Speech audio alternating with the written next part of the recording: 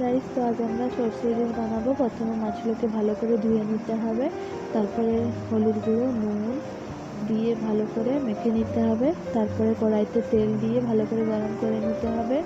তারপরে হালকা করে মাছগুলোকে ভেজে নিতে হবে।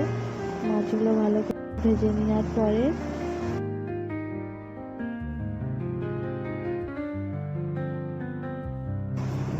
ওই তেলটাতেই কালো জিরে, পেঁয়াজ কুচি, বেটে রাখা সরষে পোস্ত দিয়ে ভেজে নিতে হবে।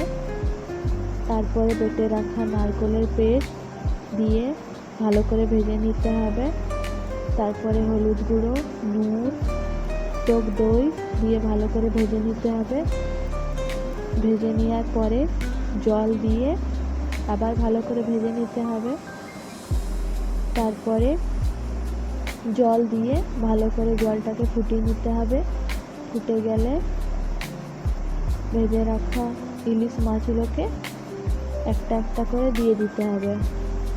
তারপরে মাছের সাথে যখন ফুটে আসবে তখন উপরে কাঁচা সরষের তেল দিয়ে একটু নারকেল কুচি দিয়ে নামিয়ে নিতে হবে। তাহলেই রেডি হয়ে যাবে সরষে ইলিশ। আপনারা বাড়িতে বানাবেন অ্যান্ড কমেন্ট করে জানাবে কেমন হয়েছে।